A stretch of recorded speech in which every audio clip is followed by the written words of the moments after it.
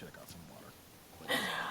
Welcome to episode 4 of the Dante Diaries, a companion podcast to My Blood the Ink. Written and directed by Jay Cottle. My name is Taniqua, a lover of storytelling of all kinds, and president of Jay Cottle's fan club and Akeem's Alchemy. On today's episode, we will be discussing episode 4, Selwyn. Joining us today is the mastermind, author, and director, Jay Cottle, and sadly not Miguel Landistor. He decided to break up the band this week, but no worries. We have two very awesome special guests. Your favorite bestie and king of healing waters, Tam Kung, Mika, Favorite bestie. and the Selwyn himself, Jude Torres. The titular character. You're welcome. You're welcome. First of all, Nico is everything, and you know that. Anyway, welcome, friends. Hey y'all, good to be here. Oh, that's what you meant. That's so true, because Mika plays two roles. Okay. Yes. Got it. Because Okay. that's The why dramaturgy went deep. I do my research. Okay. No, for real, no. Do Got my it. research. I was like, Tam Kung bestie. Okay, got it. I'm there. No. This guy. Favorite You would bestie's think favorite bestie. exactly. Got it. Exactly. Okay. As a recap, child, this episode was an emotional roller coaster. Episode 4 begins with Dante coming to terms with meeting literal gods. The gods decide that Dante needed a guide and hook him up with Selwyn, a trusty attendee of the Septentry that is whip smart and orderly, knows everything and anything about Atlantis, and seems to be up for a promotion of some kind. After restful day and night, Selwyn gets Dante dressed with the support of Sabella and the grooming team. Once clad in Atlantis' finest, they visit the ever-curious King Tam Kung, where they do a full examination on Dante. After a moment of hubris again on Dante's part, he learns the hard way why Tam Kung is king and puts his newly learned skills to use. Shout out to Selwyn. The episode ends with Selwyn and Dante forming a bond that, in my opinion, will be his greatest asset while in Atlantis. So, Your Majesty, King Tam Kung, shall we begin? Yes. Yes. Yeah! I love it. Welcome, guys. Welcome to Jude and Mika. Welcome to the Dante Diaries. Could you please introduce yourselves? Yes, I'm Mika. I use they, them pronouns. I'm voice of Tam Kung in season 1 alongside Nico. And here and there, like a dying netizen of the sea. But, no spoilers. That happened already. Okay. Oh, it did. The dying did happen. Oh, yes, so yes. you were a part of the cluster of the German prayers and Oh. all of the nonsense. Schadenfreude, wasn't I? Right. Amazing. Hey y'all, it's Jude Torres. I take the he series of pronouns. In this episode, I am playing Selwyn, the titular character. I was Brennan, the bully, in an earlier episode, and I'm also playing Neptune, spoilers, in a later episode. So just really happy to be here. Good to see y'all. Happy March. Happy Tuesday. Oh, okay. Spoilers. I was gonna say both of you have played dual roles so far, but you're clearly more than that. I don't know about Mika. I'm keeping my eye on you. Yeah, Mika's got a secret third too. Yeah, this actually Okay. Super looking forward to this. We love this. But Jude as our arch enemy, Brennan, and Selwyn. Mika as our beautiful bestie, Miko, and Kim Tan Kung. What is that like to play dual characters in the show, or multiple characters? I say, Jude, you can go first. Okay, yeah. I love the range of characters, and Tiniqua, I know that you are the president of the Jay Cottle fan club. I am just somewhere in behind with the little pom poms, but just like shout out to Jay for just writing a wide cast of characters, and it's just so crazy in an audio drama setting of how we've all had to get used to this instrument of our voice again and trying to find different places to play different people. Because like hearing the first few episodes streaming everywhere, it's just so crazy to be like, oh my gosh, I picture my friend's face and I can hear them in a room, but I'm also seeing a brand new character altogether. So just just being part of that and having to be different facets of myself has just been so rewarding and so cool.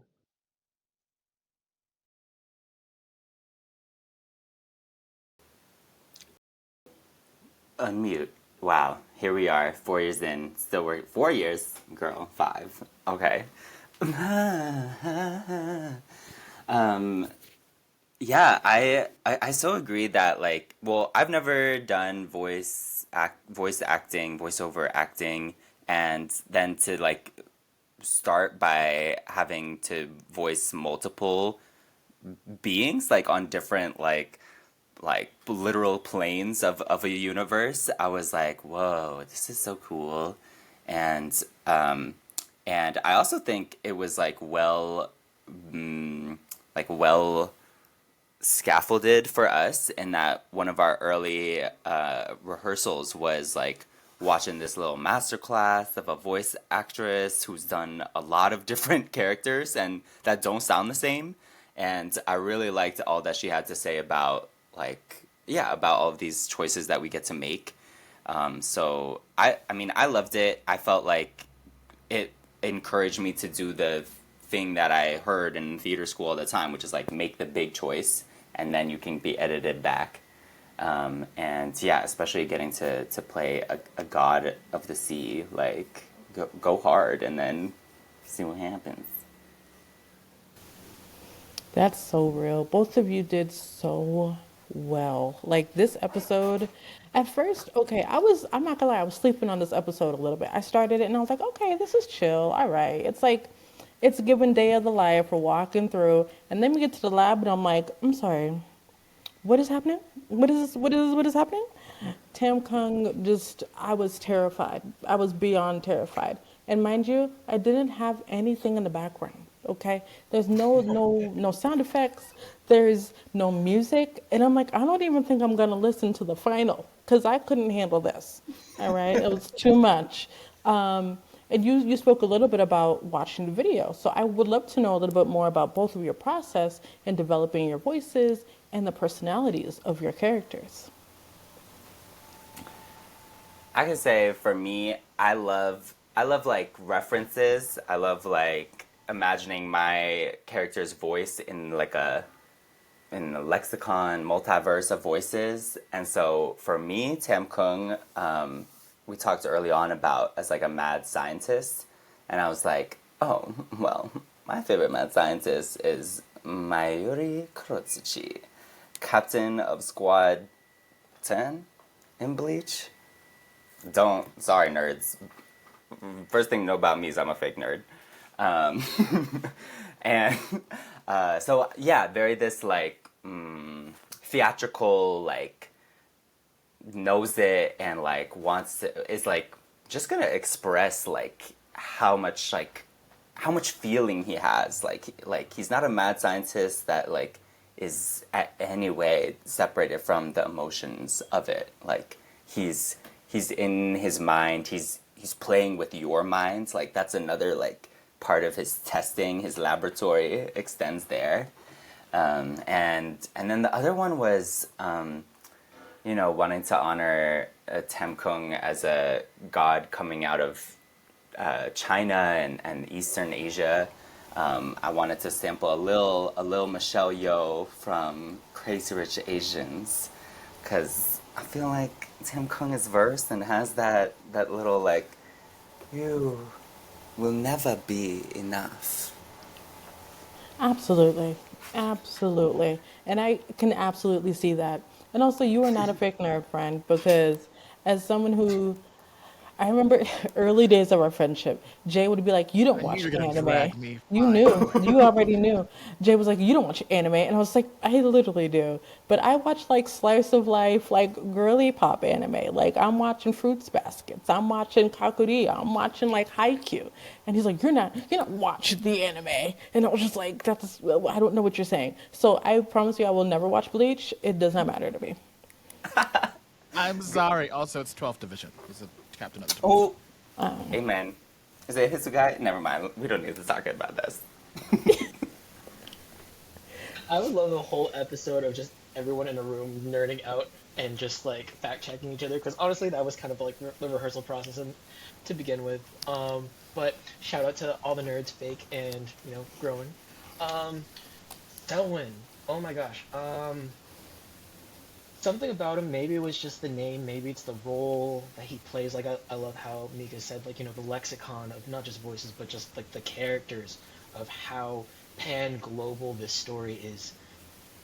There's just something about him that felt white.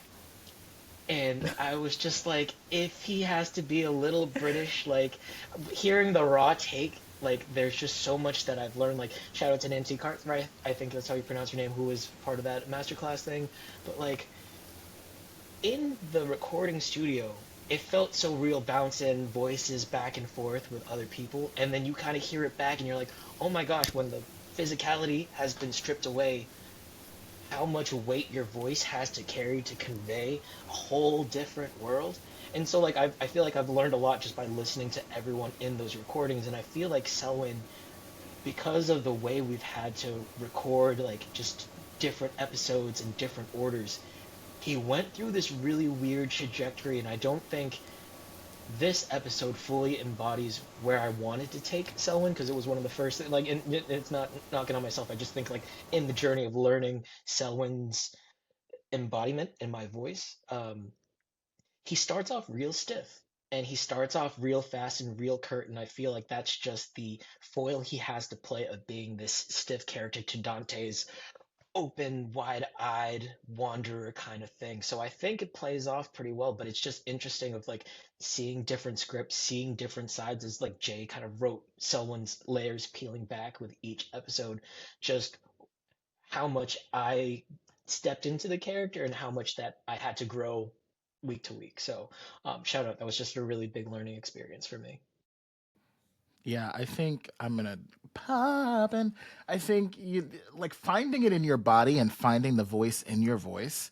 It's like such a process, and I feel like, um, I don't know. It feels like a little different than like the three of us in particular have like theatrical backgrounds, and it feels different because I don't know. Like you have one text, one show, one character, right? But then it feels like with this, there's so many episodes and there's so many like little arcs that these characters go through within an episode and over the series, and like sometimes there's elements that are close to us but different, and then it's like voice for me at least. That's one of the critiques I always got like back in theater school, was just like change your voice up, and I was like accent, and they're like, well, your voice, lots of other things aside from accents, Jay. And I was like, oh yeah, yeah, no, yeah. And so I feel like this requires such a dynamic like stretching of like, what is my voice doing?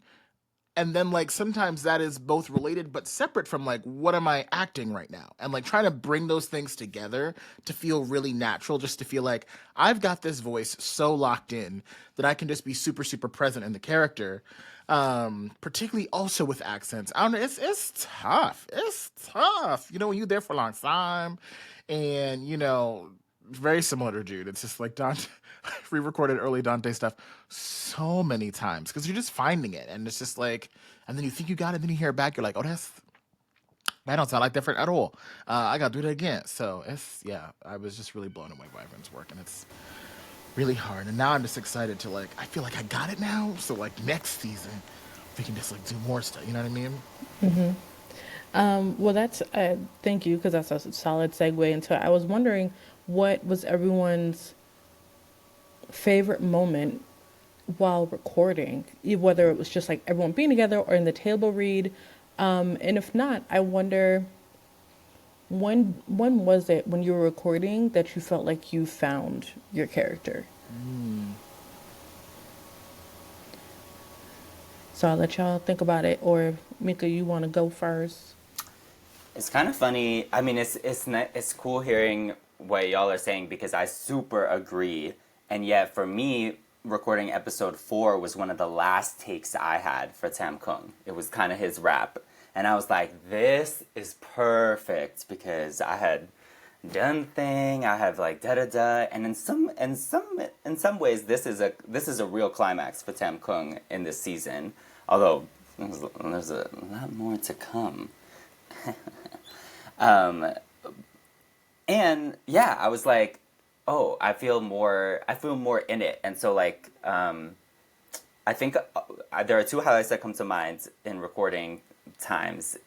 And one is right after I finished Tam Kung's rampage of this episode.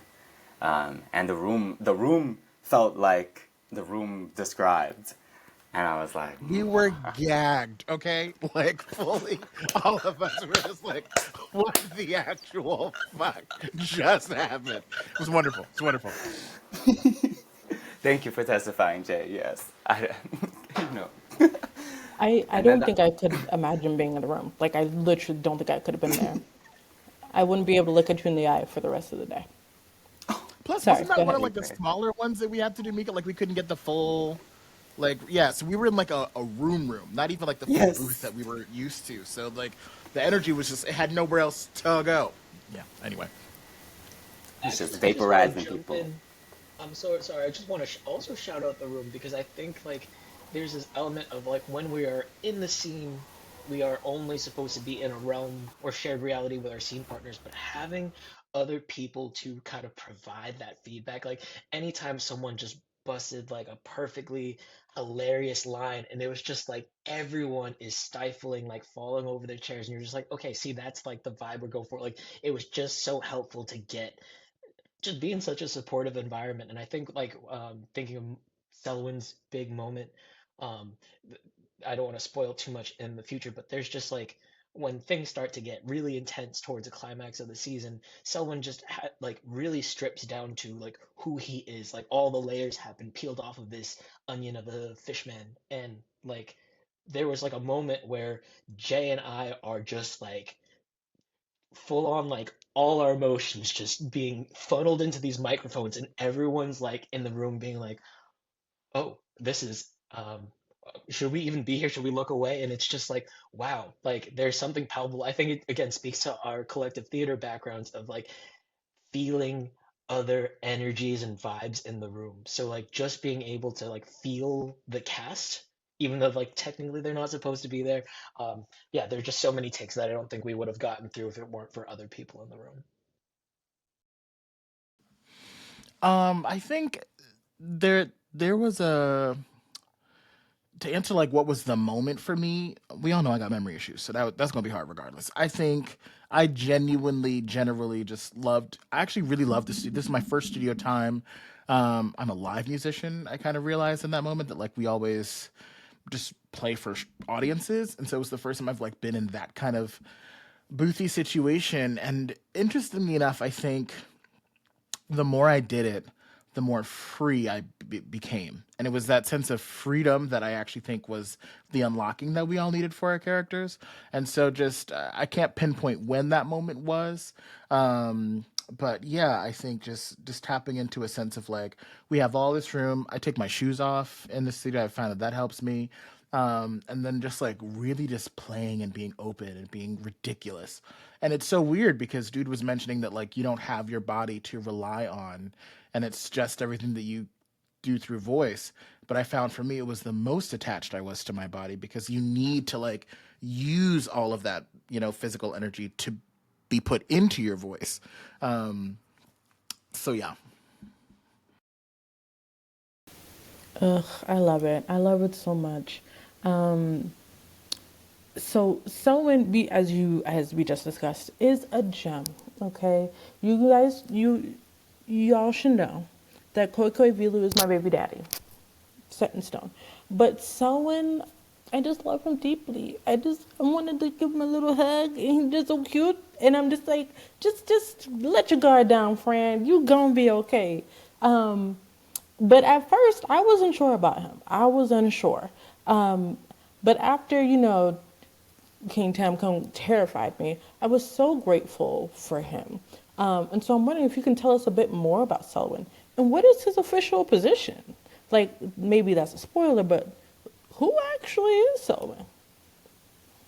Fantastic question. Like to the point that like Jay also to call out my own memory issues. I forget what Selwyn's official title is, but he's kind of on the up and up. So like we'll kind of leave the official label for afterwards. But Taniqua, I feel seen and appreciated that people are responding positively to Selwyn because honestly, like I found him initially insufferable. He just like it took me a while to understand how understand him as a character. And honestly, I think I got to give out a shout out to my mom, who is this small provincial Filipino woman who like threw herself into the big city and that like has thrived in Boston, but like knowing that he's this small town like small river fish person who comes into this ocean that's so much bigger than him, like I think he's always understood the scale and the stakes of being literally the small fish in a multi-century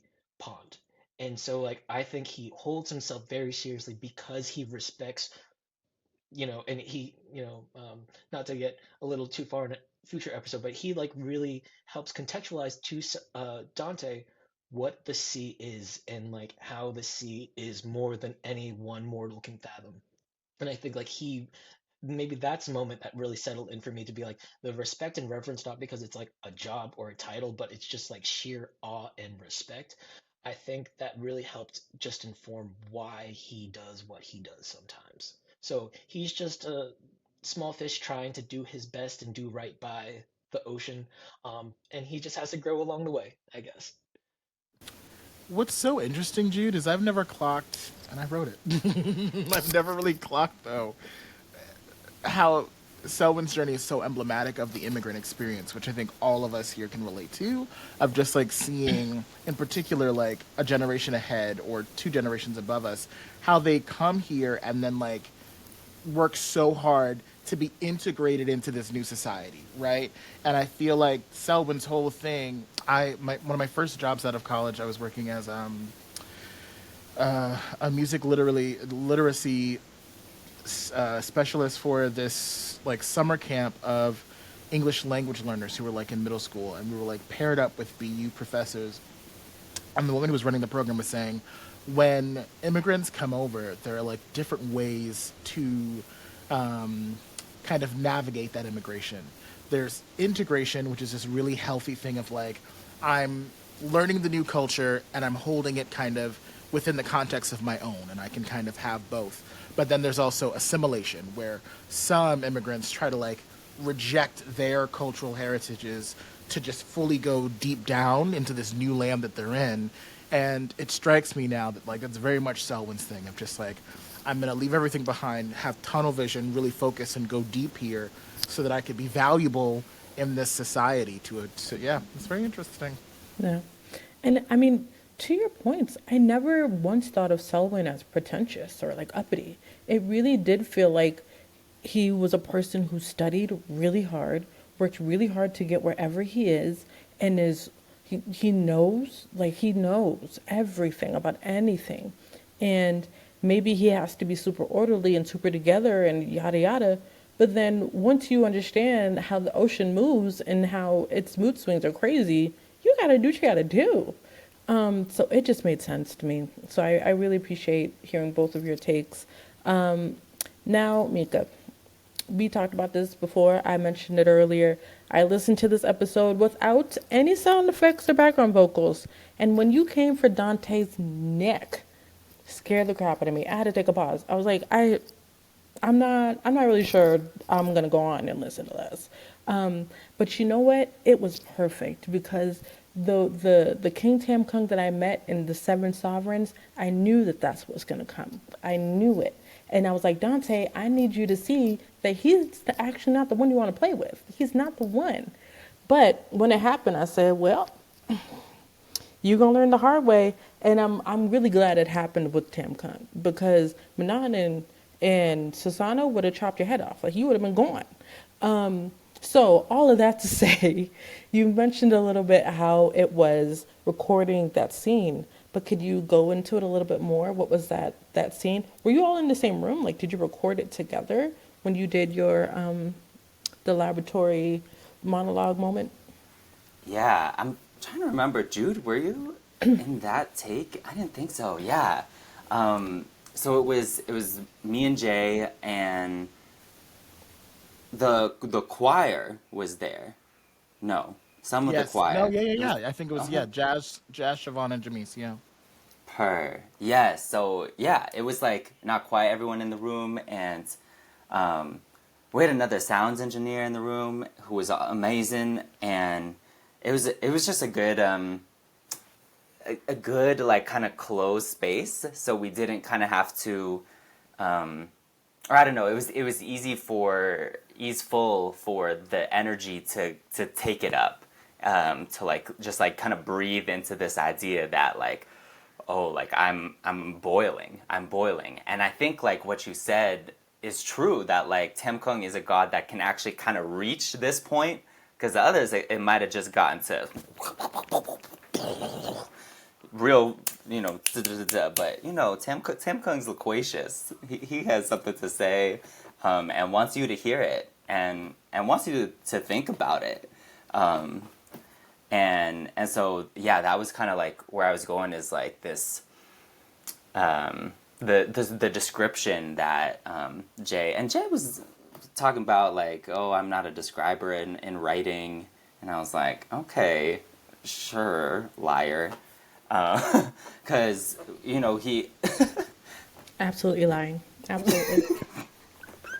and yeah, Dante is like, oh, the room changes and da da da, and that to me was a perfect little like springboard to then be like, okay, I know what's happening, like the bubbles are bubbling, he's like, he's the god of healing waters, and when I think of like what water is doing like in a hospital setting or in different forms of medicine, from like boiling to freezing, like it's intense, and so there's like that vibe, there's that energy, there's like the energy of like a man, what's that ice that gets like Oh, it was like dry ice, yeah, yeah, yeah, dry yeah, ice. yeah, yeah. So that was what I was really feeling, and going for that like hard rocket. It was cool listening back, because one of the earlier ones recorded was the episode 3, when Tam Kung is being like, I'm a beach and da da da, like it's really an exciting shift to me, and I think it both represents the like vibes of medicine, and then also the vibes of water. Yeah. Love it. Uh, Love it. can I just jump in and shout out Tam Kung as a healer? Because something I think I'm just noticing as I'm hearing Mika talk about Tam Kung is that, like, um, healers know how to kill you, but they choose to use that knowledge to heal people. Warriors, like all the other gods, like they just know how to kill, but they don't necessarily know how to stitch someone back together after they killed. So it's like just crazy of like the power that you hold, and I think that's one of the moments. Like I wish I were in the room, because I know that Selwyn's in the room technically for that examination of just like, yeah, Tam Kung holds this knowledge, but actively does not choose violence, but can't choose violence, and that's, I think, something we never give Tam Kung credit for. I completely agree, and like we saw it in that moment. Like once he snaps, and Dante's just like, "Oh well, I done did it now," and then he comes back and he's like, "Well, I know you're excited, okay, but we're gonna reel it in, okay, have fun." But it was again, it was a needed moment, and I was so glad that it happened. I'm not saying I don't love Dante. I do, but he needed to be checked, and it just needed to happen. So that moment was beautiful. And what a way to show that Dante is a learner, like had learned from just that earlier that afternoon or day, that from Selwyn, like, oh, like this is how I can show respect. The shrinking that Dante describes right after that, and that also just I wanna also talk about like Selwyn as Dante's guide. Like he gave me such a better like welcome to Atlantis, and the chismes, the gossip, like when Dante mentions like Neris earlier, and then the vibe, the vibes cut. Chef's kiss. Chef's kiss.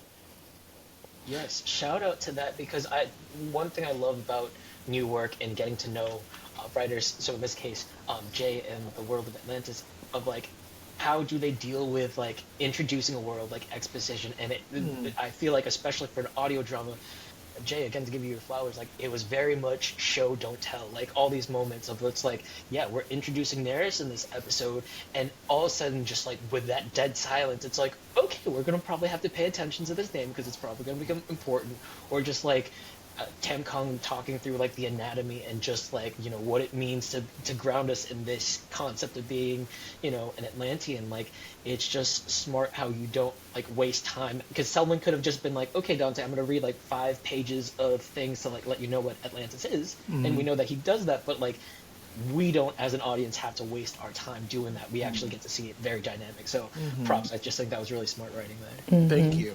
Yeah, I think I love exposition. You know what I mean? I love lore building. And so for me, it is always like a Jay, you might. Other people get real bored. So, like, I always have to keep that, like, show don't tell in there. But I think to jumping back for a second to, like, why I wanted that blow up in this episode, it served, like, multiple narrative purposes. One, as I mentioned, I think last week, I had to keep trying to find ways, particularly early on, to move Dante away from me because we have a lot of similarities, and I would never be as reckless or entitled as he sometimes can be, and so I just really had to like move in that direction. I was like, you a stupid man. So that was like one reason. Two was to show the potential volatility of these gods, right, and to like really drive home that they can be dangerous if they wanted to. But three, Mika, when you were clocking that, like, it's important for me to always like have people remember Dante's not dumb, right? Like he has very golden retriever energy, and he like is boundless, but he's not dumb, and it's important because like the thread that I'm always thinking about is why would the spider be interested in Dante, right? And he always has to display some things that are spider-like, or that would make sense for that. So yeah, that scene had like a lot that it needed to carry and do narratively. So yeah. I think it did. I really, really believe it did. I had another question, but I'm going to skip down because that led me to think, Jay, the death of sound, that line was so epic. And I'm wondering where it came from because that whole monologue moment was crazy. But also, it's the Star Wars moment, and I mentioned it like an episode or two ago. So I'm very proud of myself.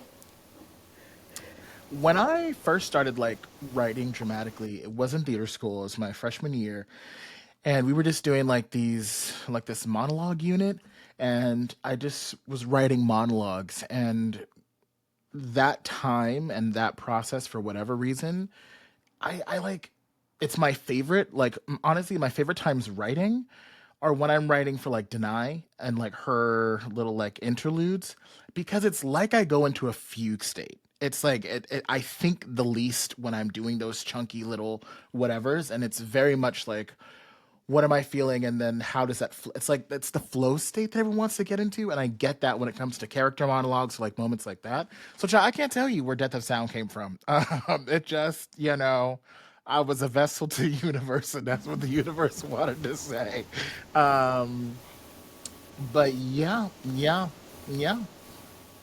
It was a line. It was a line. And I was just like, ugh, he be writing, man. He be writing. Um, I wanted to know, so this is on a sillier question. I have one more. But if y'all could switch characters and play different roles, who would you want to play up until episode 4? So, you know, keep that in mind.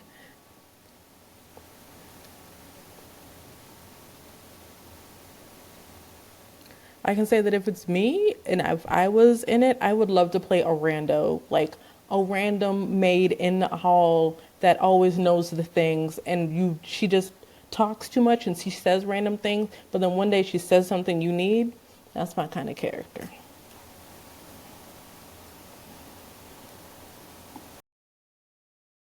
The first person to come to mind, I'm just surprised this actually came to mind, but Sabella. Just like anytime Literally Dante's same. flirting, like honestly, like Dante's so smooth, and sometimes I'm just like watching Jay just like slip a line, and I'm like, her. There are other people in this room, but like Isabella, just the way that like it's almost like this tennis match of just the way they match energy. And Selwyn's just like, I am severely uncomfortable with this, but you know what? That's just the way we roll in Atlantis. Like I don't know. Shout out to Siobhan. She's had a really good energy with that and just worked really well with Jay. Yeah, no, dead ass same. It would be Sabella, I think. I don't know, something about just like that Southern elder who's just like could seem unassuming, but still just has such a presence. And yeah, I think she'd be really fun to play with, and kind of does a little bit of what you're talking about, of just like dropping some wisdom, dropping some gems, but also just like you want to play with me, little boy. You know what I mean? I love Sabella. I love her, and I'm shout out to Siobhan. I was so proud when I heard her because like y'all should know that like I haven't heard anything. I don't know anything. I listen to it before we record episodes, and so my reaction is like in the moment. And like literally all of my best friends are in this show, and I know nothing of what they do. So when I hear them, I'm like, that's my friend. I'm always so proud. So sorry, go ahead. Mika, I don't know if you mentioned anything. No, a worthy shout out. And I think I'm gonna have to go for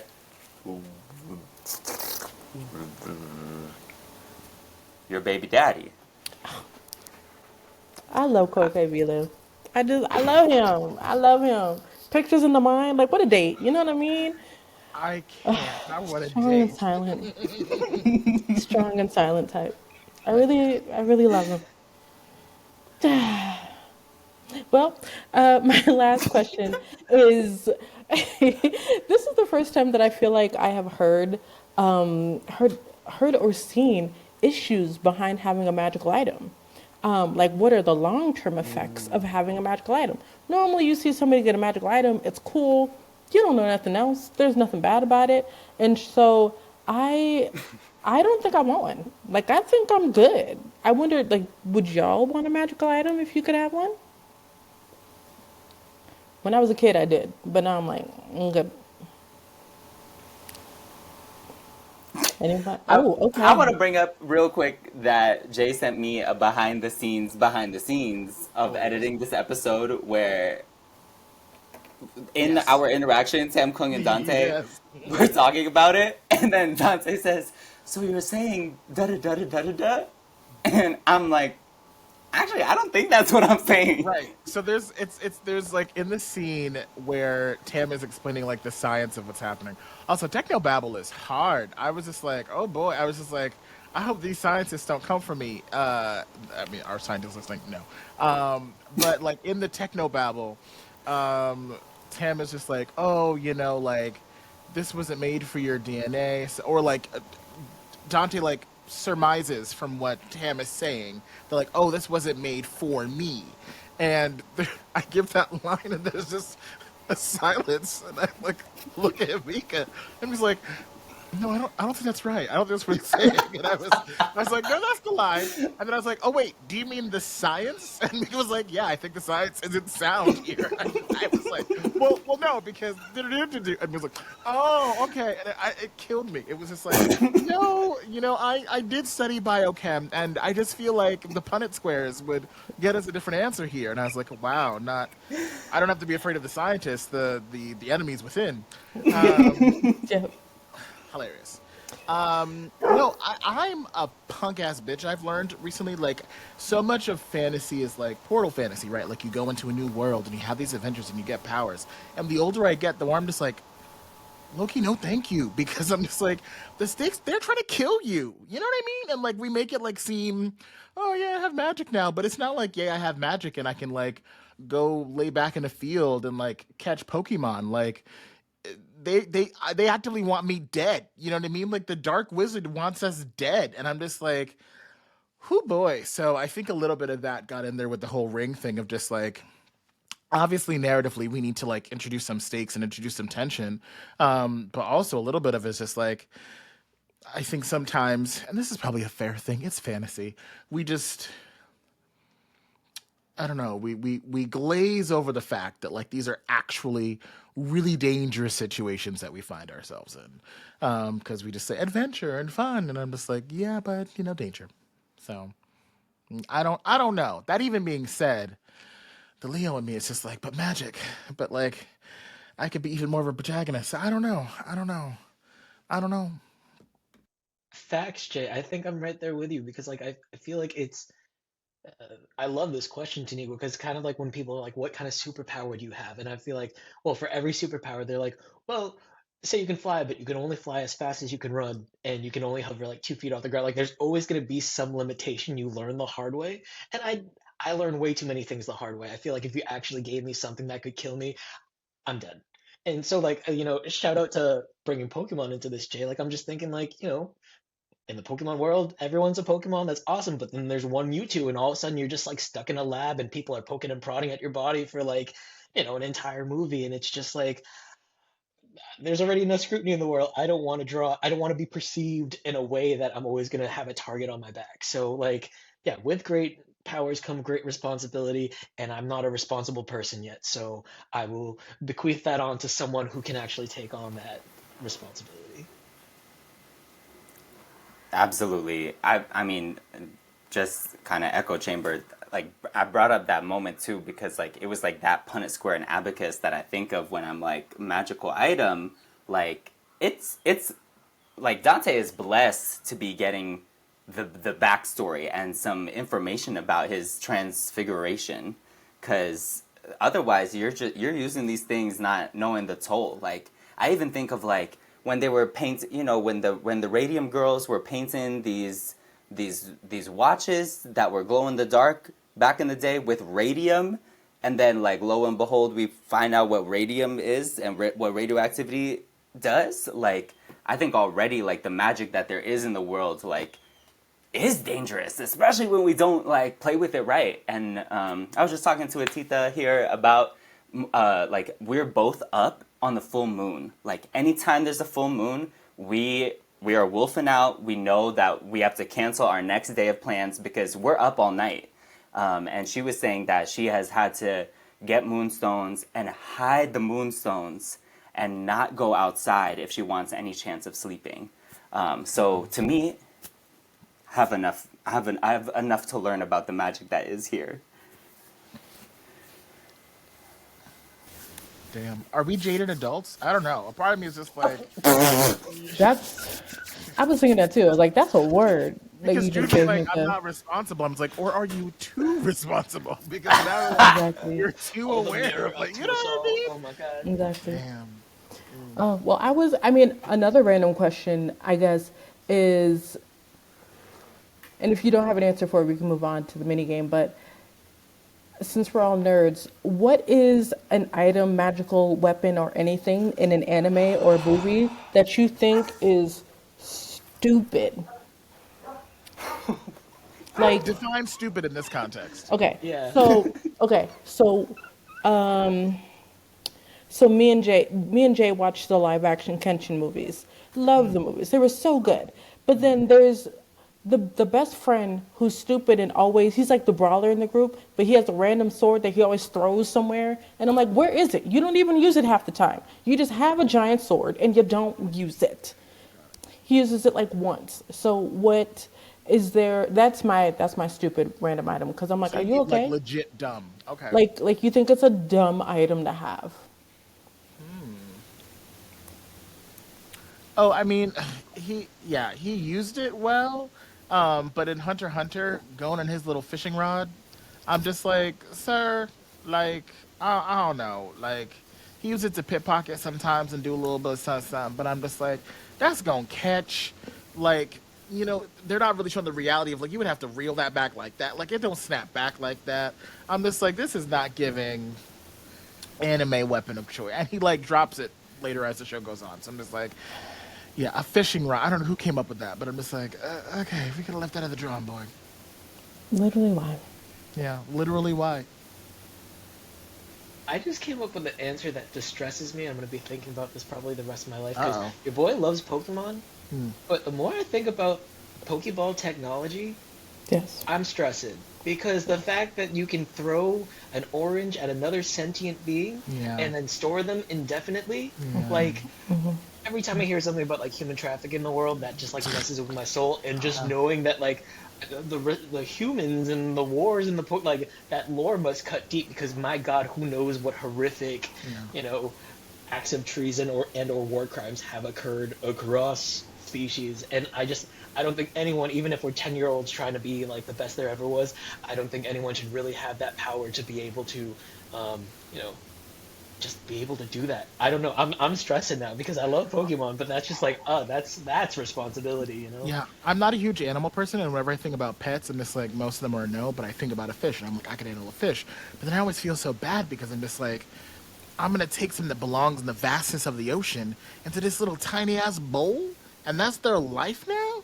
And I just feel like that's so cruel. And then when you say Pokeballs, I'm just like, yeah, well, you're abducting them from their homes and their families to When I put them kill a in a houseplant, I'm container, like, I can't be a grass type trainer. Like, right? my gosh, like, no. Yeah. Well, I never thought about that, and now I am truly troubled, and I never want to No, see a fantasy, Pokeball ever magic, again. wonder, Right. No, childlike yes, wonder. right. No, it's Please. fake. It's fake. It's fake. When you brought in human trafficking, I was like, oh Yeah, my that's very gosh. jaded. Like, I took this.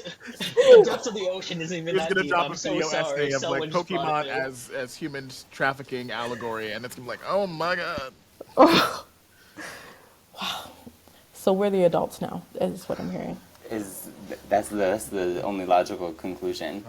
Oh no. I'm gonna throw one more Bleach reference in here because it's what I thought of when you said dumb, and it's Kon. Kon, this teddy bear Oh my that god. when our protagonist needs to get some stuff done, he has to swap souls. And so there's this Because his soul animated. leaves his body to like go do Soul Reaper things. So his body just be like laying there sometimes in the middle of the street, and like that, you can't do that. You can't do that. And so the brilliant technology that this other mad scientist, who's even more of a mad scientist when you think about it than this Mayuri guy, Urahara, when Kisuke came up with this technology to like, it's like, ugh, wow, I'm explaining this terrible, but there's a pill, there's a little ball, and it has a fake soul. There's some better name for it, but it's basically a fake soul. It's like an AI. It's like somebody who can take over Ichigo's body when he's going and his soul is separated from his human self. But when it's not in Ichigo's body, for some reason, it is in a teddy bear. And it is deeply upsetting. It is dumb. It is not my thing. And they have to like chokehold this teddy bear to pop the pill out of it so that then Ichigo can take it and go do his thing. And the teddy bear be trying to fight, but of course it's a teddy bear. So like, what punch are you landing, Mister Cloth and Fluff? You know what I mean? So yeah, I hear that. I hear that. Wow, I feel like this podcast recording has changed my entire trajectory in life. I will never watch Bleach, is what I'm deciding as of right now. It really is a great show. It's one of the big three, but I I, understand why I you would reach that conclusion. yeah, that doesn't. Okay, anyway, so mini game. Um, I have three random that I didn't find off the internet scenarios, and you're gonna tell me what you think your character would do. Okay? Can I ask the Uh, first one? What yeah. would you do if your son was at home crying all night on the bat? No. Well, he is hungry, Jay, and the only way to. I'm sorry. Feed Shout him. out to Sleep with a City High. man With for the a man little for a bit of little bit of money, money. because his dad is gone. And okay. I got a job now. I was singing that song to myself on my walk into school. I'm like, oh my gosh, the early 2000s cut Listen. a little deep teaching us those life lessons. Yeah. What Wow, I shout out to City High. Okay, City High all day, but also what I hate is how that has treated. That's affected our generation almost as much as like the Final Destination movies. Because once you say what would you do, that is the first thing that I know anyone will start doing is reciting that song.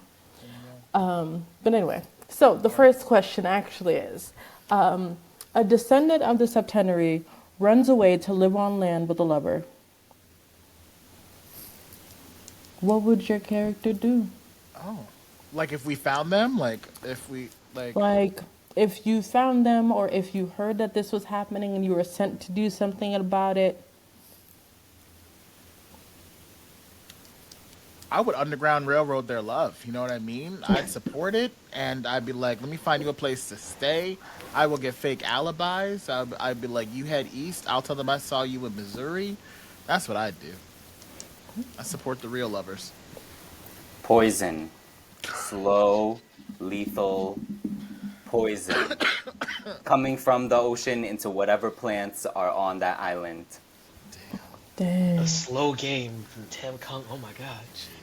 I respect it though. I respect I it. feel I feel like Selwyn would not come across this organically. He would have been sent or like been part of some imparted submission. So honestly, just whatever the prime directive is, like he just knows his place, and he's just like, I'm just doing my job. Oh Probably no. recording it in like an archive somewhere, just like tapping it into his little tablet, you know, something like that. Yeah, that's what he would do. Classic bitch ass Selwyn. Hey, that's my friend. Gosh, this guy. Anyway, question 2. Foreign nations are colluding to come to Atlantis and steal its power. What would you do? Dante. I feel like Dante has like an allegiance to Olokun. 100%. I think he would, at minimum, try to like send a message and let them know that this is like impending. I think larger than that. I don't know. Like, yeah, probably try to like get in there and subterfuge as much as possible. Just be like, no, yeah, you know, like I've been there. Like I know some stuff. Either he'd go that route and just lie and like, you know, bring them to the Bermuda Triangle or some shit, or pretend to be like, you know, I'm just a ship hand, sir, and also just like, you know, pull fucking nuts and bolts out randomly to, cause would that be murder? Whatever, he'd do it for Atlantis, I think. Would Dante kill for Atlantis? I don't know. Now you have me spiraling. But at minimum, he'd give a warning. Okay. Poison. Fast, fast poison. The Consistent. consistency. Yeah, very consistent. It is Tam Kung. I mean, Tam Kung knows what Tam Kung is about. and then experiment on the bodies. Ooh, okay. Ooh. See, knowledge is power. Amazing. You don't mess with doctors. Actually, you know, this is making me think. Like, I know that Selwyn obviously would probably report it up a hierarchy, but it makes me wonder, Jay. Like, would Selwyn just report straight to the Septenary, or is there like a specific member whose jurisdiction that would fall into, and or are there any other like defense forces or like, you know, is there any chain of command that he might hit up first before bringing it to the sovereigns? Yeah, I think this kind of goes back to Siniko's earlier question that we didn't answer about like what's Selwyn's legit position, and I think that largely yes, that there are for sure like systems and structures, and I think that like he is an attendant of the Septenary, kind of like a attaché catch-all. Like you just get to be kind of like their assistants, like on the little tablets, which is still crazy impressive for someone as young as him to like bypass all those other whatevers. So I think I think he'd go right to the source. He has that privilege. Okay. I had another question, but I'm actually going to ask this one instead. What would your character do if they found Neris? I'm hoping to get a spoiler. I'm hoping. I know. It's like, how I'm can we hoping not for it. spoil that ending? So make up an answer, folks. Don't use any that narratively exist. Is that... Well, I'll throw out a hypothetical. Like I know that Selwyn would feel obligated to do something, but it really makes you wonder what is he capable of It's doing. true. Because it's like just one of those things of like when you find a wanted person, it's just like I don't know if I have the ability to take you down and or take matters into my own hands. So do I just again run to the Septenary and find the authority that can actually, take on this problem? So like I don't know. That's really thought provoking. Just like what would Selwyn do? Or You know can what's do? interesting though? I think about in the future, you know how Selwyn kind of is strapped, like has got the blicky, you know what I mean, or the version of the blicky. So just by nature of that, I'm just like, Yeah, I could see Selwyn like, taking some Taibo classes to be like, I want to have like my level 1 certification, and like, I don't think he'd last long against like a really strong enemy. But to me, Selwyn does give like duty bound Delulu to be like, yeah, charge in and do something. I could see that. Yeah. Actually, I appreciate that. I feel like it's almost like in Naruto when everyone's just throwing themselves at the final fight to be like, we're gonna hold off, the big bads before Naruto and Sasuke get ready for the fight again. Like, Yeah. I feel like he'd be one of those valiant deaths that you're like, A oh my hundred god, he percent. actually died and sacrificed himself for Atlantis. And it's like, Mm-hmm. it was a flesh wound, but also I don't have an arm anymore. But like, Right. shout out, I did my job. Yeah. Yes. 100%. And would feel great about it. Would feel like what the perfect way to go out. Selwyn as Guy might. I'm just gonna think about that now. Just Mm. release all them chakras. But Mm. okay. Anyway, enough nerd. I think Dante would flirt with her at first, because, you know, oh, yeah, because she has a pulse and she breathes, and I think we'll try to get to know her a little bit. That's what I think. I think he would. I think he really would. For maybe for better, because I feel like of all of the ones who might I agree. around and find out, Yeah. Neris. My answer is Juliet Capulet's poison, as in Tam Kung goes and fakes his death in front of Neris, takes a little blood sample or some DNA to then Yeah. that into like into a vaccine, an anti-Neris vaccine that then he'll come back and poison. When in doubt, Tim Kung be poison. thinking. One in doubt, poison. Because he be thinking. He be thinking, okay? The This is why you gotta love consistency. him. It's Gotta a love terrible him. lesson. Don't take that away from this, folks. No, that's good. That's good. Um, but anyway, thank you for listening to our fourth episode. Thank you guys for joining us. Any final thoughts before we go? Where can people find you? What's coming up for you? Are you excited for next season or what? Yeah, I'm terrible at all things social media, but technically I do have an Instagram hat at Hey Jude Torres. Um, I guess coming up, doing double duty with Company One. I am part of their Stories of the Streets campaign, which is songwriting original music about Chinatown or based off of Boston's Chinatown. That I'm writing an original song for. I'm also, spoiler alert, just cast in their upcoming production with Chong Stage of Learning to Read by Moonlight, which is original Filipino play that's coming to Boston, making its world premiere. And also, this is only episode 4. Y'all are not ready for what's coming, but please just hold on tight. And also, I'm just really excited for season 2. Like, I know, Jay, you deserve all the rest in the world, but like, That once them whiteboard is scripts filled come with back all of out, my notes of I season am two. just so ready to just dive into those scripts and then just immerse myself in a brand new world. So shout out to Jay, shout out to Taniqua, shout out to Mika. Love you all. Anyway, that's enough for me. Amazing.